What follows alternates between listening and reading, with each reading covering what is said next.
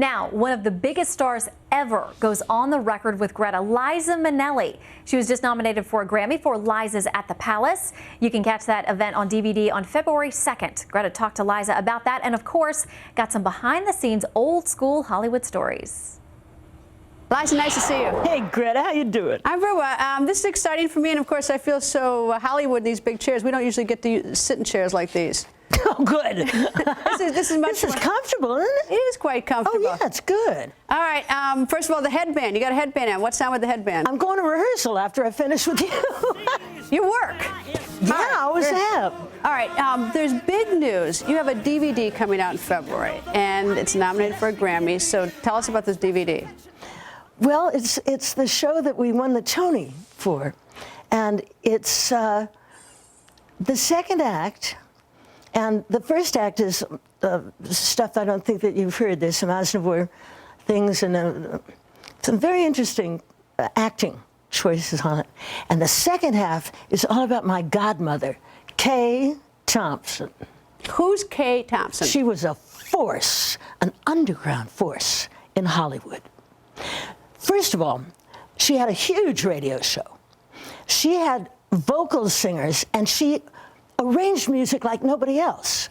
Then MGM hired her before she was 30 to run the entire vocal arrangement thing at MGM, right? That's unheard of. Then she did, you know, next little thing she did is she wrote Eloise. Just a little something. Kay Thompson's Eloise. About the Plaza Hotel? Yes. Then she did all kinds of things. But what I'm celebrating is the nightclub act that she did in 1948. And I saw it. I was 2, but I saw it. And I remember it. The stage came up to about here, right? And what I remember are these, what I'm sitting on my mom's lap across from my dad, are these feet that just never stop moving, and these long arms, and the audience roaring with laughter, because she was truly witty. All right, okay, let's talk about this Grammy Award. Oh my God. Were you nervous? Yes. Why? You've won every other award. Why? Well, I always get nervous. You got, you got some competition. I mean, Michael Bublé and Tony Bennett. Those are they're 2 of my favorite singers in the world. But look at the competition you had for the Oscar. You had Diana Ross. I mean, you had the competition even then when you won your Oscar. So you've faced hard competition before. Yeah, I know. But Tony Bennett, I have every album he ever made, and then all the CDs. I mean, I used to get a bus ticket to go and see him if he was in Brooklyn. I worshipped him, and Bublé, I adore. So those 2, I'm up against some pretty stiff competition, but I'm thrilled to be in their company. Is it really fun and exciting to get out there and sing these songs, or does it work for you? No. No to both of those? It's fun and it's exciting because the audience that I'm singing to has never seen me before. Or if they have, I can always find a face that's never seen me. I can always find somebody who's doing this, you know, and then I perform the whole show for that person. They don't know it, but I don't get off the stage until I get them. All right. All right. So last night I listened to all these tapes of you on YouTube.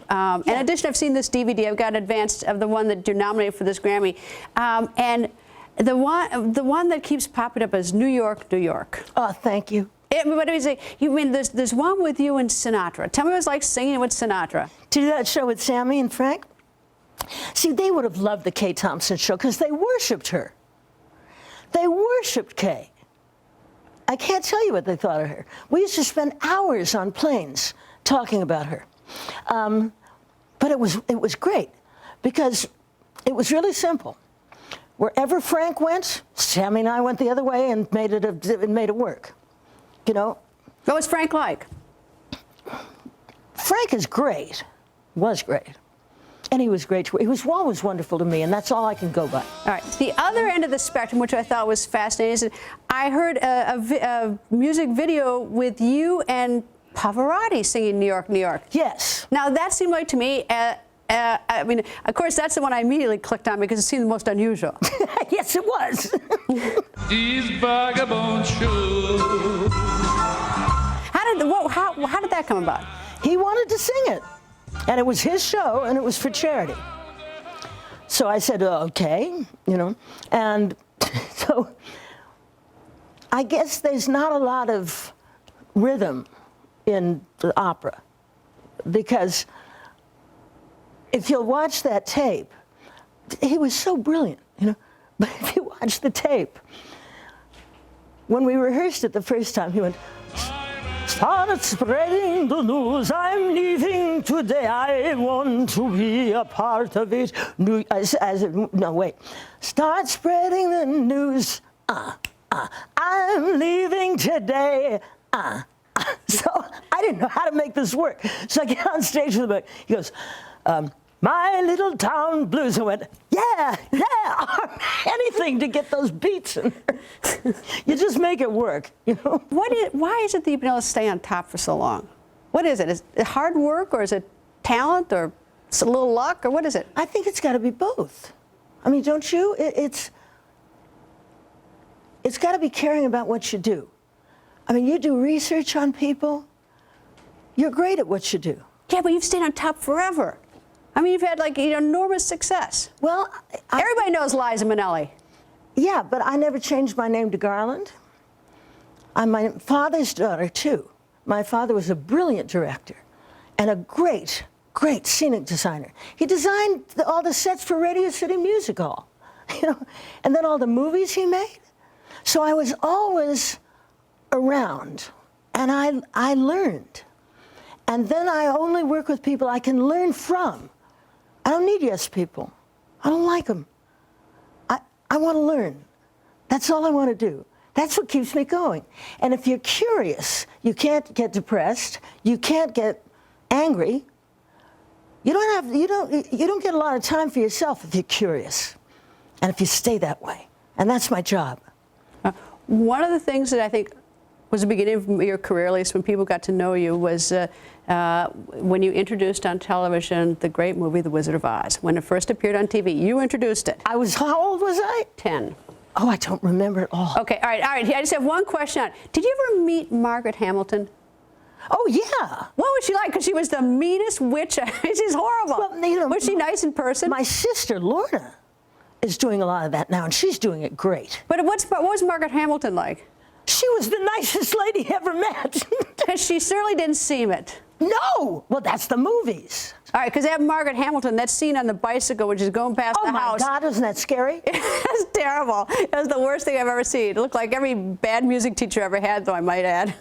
That's probably, shouldn't say that probably. The only one story that I know, that I remember, was that in one of those things was a puff of smoke and Margaret Hamilton disappears. There was a trap door, right? And she went down in that. And something went wrong with the explosion or something, and she caught fire.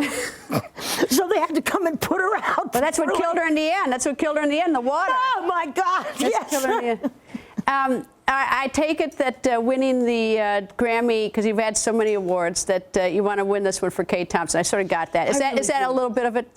A lot. It would mean the world to me. And she was the most important person in my world, thanks to my parents.